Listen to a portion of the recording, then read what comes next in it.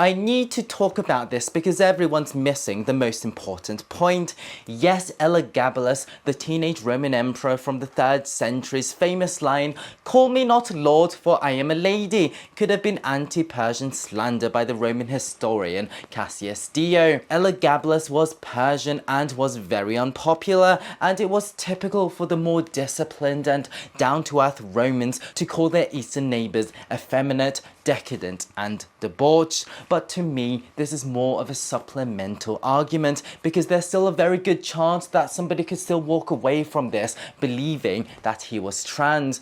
I'm here to put a stop to this. We need to first understand how transgenderism became normal in our world because I don't think many truly understand it. The number one prerequisite for someone to identify as trans is for the society to fundamentally change the idea of goodness and how one achieves it. One constant through time and space, from ancient Rome to the Islamic world to Imperial Japan, is what it means to be good has always been intertwined with doing your duty to your family, to your society, and later your country. This was framed differently from place to place. You could be asked, for example, to emulate the ultimate conception of the good, which is perhaps God or Allah, or simply helping your society to produce the best warriors in the example of ancient Sparta. But fundamentally, it has always channeled the similar message of tempering your animalistic based desires,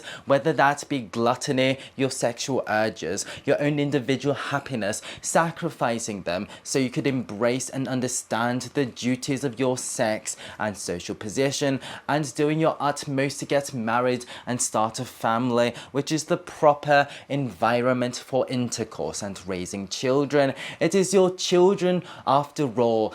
That is your purpose of life, which also ensures the future of your family and your community. This is true for 99% of societies, and I believe it arose naturally and independently across the world because it's the optimal organizational structure and set of beliefs for human survival. What makes our current Western world so fundamentally different is we live in a very decadent age where survival isn't at the forefront. We live in an unprecedented age of plenty, an age of peace. Our survival doesn't depend on producing more children to work on the family farm or to become soldiers to defend us from barbarians. And with industrialization splitting up the extended family, bringing in a world where having babies is an economic cost and not a benefit, with government provided social welfare stepping into the traditional supporting roles of the extended family,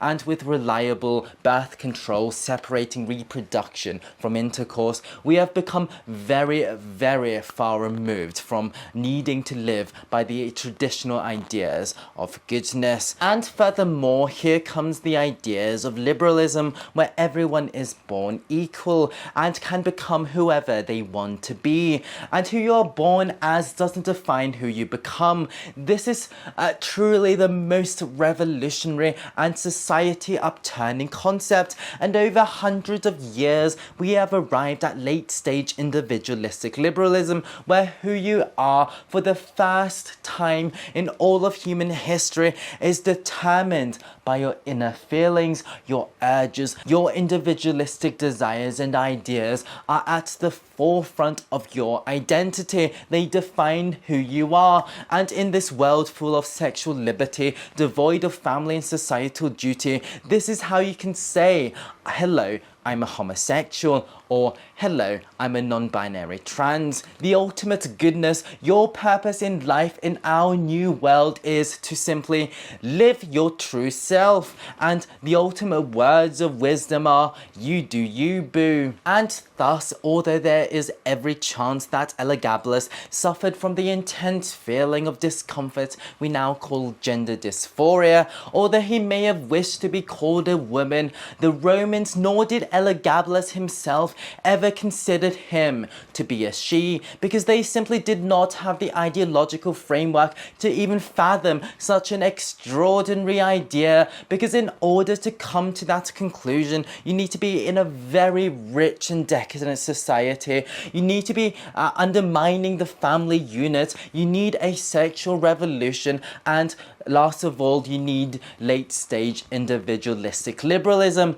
All of these things the Romans did not have. What you can speculate, however, is that Elagabalus could have been trans if they were brought up in today's Western liberal environment. That would be more correct. Thanks for listening.